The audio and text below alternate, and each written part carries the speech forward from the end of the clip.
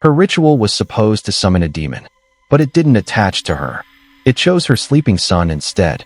The story of a woman named Lorraine. The house on Alder Ridge Drive had always felt a little too quiet. Not the comforting kind of quiet, either, but the hollow, breath-holding silence of a place that was waiting for something. Something just beyond hearing. When James was 10 years old, his mother, Lorraine, bought their first computer. It was an old beige tower with a blinking green light and a slow dial-up modem that crackled like static ghosts when it connected. James remembered how excited she was, how she'd stayed up long after he'd gone to bed, hunched in front of the dim screen in the kitchen like a priestess decoding a sacred text. But what Lorraine found online wasn't harmless. She never said it aloud, not then, but James knew it was something dark. She'd started printing pages full of strange symbols and taping them to her bedroom mirror.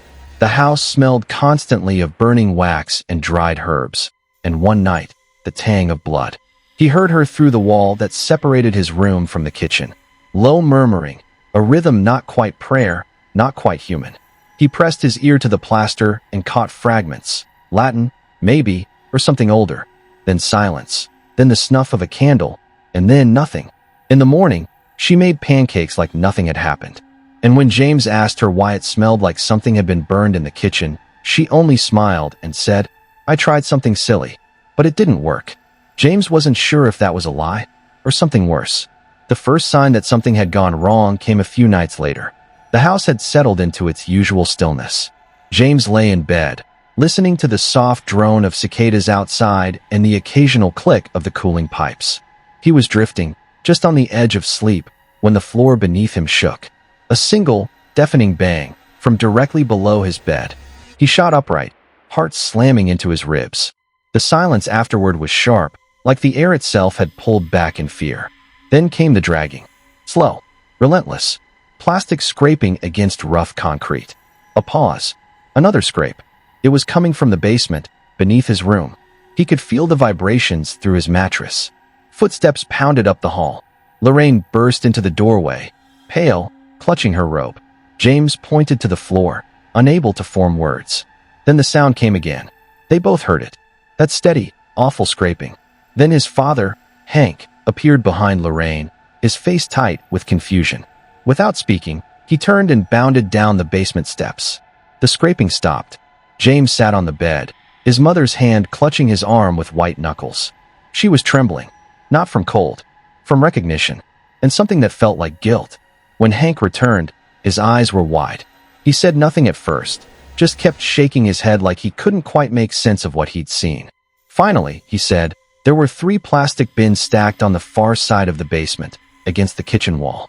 They've been dragged, all the way to the middle, directly under James's bed. No wheels, he added, and no one touched them.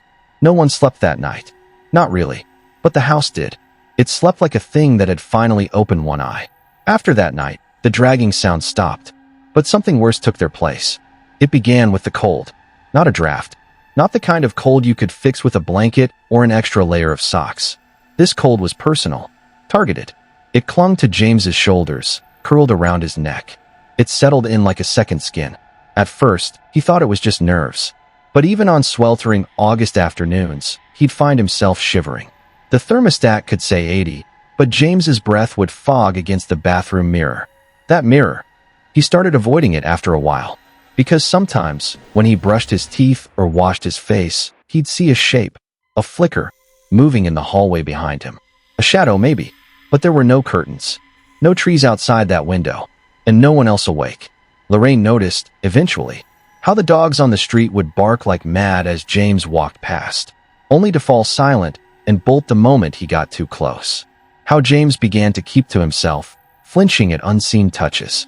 She asked him what was wrong, but he just shook his head. What could he say? That whatever she'd called hadn't left?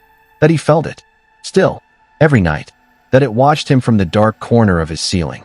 That sometimes, it whispered things just low enough that he could never quite make them out? It wasn't until years later, after they'd moved, after he'd grown up and moved into an apartment of his own, that Lorraine finally told him the truth. She didn't bring it up over coffee, or in a letter.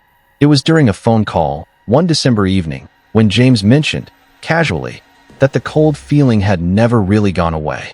Lorraine went silent for a long time. Then, in a quiet, brittle voice, she said, "I didn't think it worked." "What?" "The ritual. That night, in the kitchen. I used blood, burned it on a black candle. Said every word exactly. But nothing happened. No signs. No visions. Just silence." James's hands went cold. "But something did happen." "Yes," she whispered. "To you." There was another pause. Then she said something he would never forget. "I was the one who invited it. But you were the one sleeping closest." That was when everything fell into place. The bang in the basement. The bins. The cold. The shadow that followed him through childhood and never let go. Lorraine had opened the door. But he was the one it chose. That night, James didn't sleep. Not out of fear, but out of awareness. For the first time in years, he felt it clearly, standing beside his bed, watching. A stillness that pressed against the walls. He rolled over, staring at the ceiling. A whisper brushed the edge of his hearing. Not words, just breath. He didn't move, didn't scream, because by now, it was familiar. It's been 24 years. James lives alone now. He doesn't tell people what he feels. He doesn't talk about the way his computer chair rocks slightly when he's sitting still, or how his friends sometimes ask if someone else is in the room during voice calls, how they hear low whispers, breathing. He just laughs it off. "Must be the ghost," he tells them. "It likes to feel included." They laugh. He doesn't. Because sometimes, when the room is still and the world is quiet, he hears his own voice. But he hasn't spoken, and that cold feeling? It never left. It only got smarter. Smarter about hiding. Smarter about waiting. And every night, when James closes his eyes, he feels arms curling around his neck from behind. Not choking. Just holding. Just waiting. Because once something has been invited in, it never really leaves.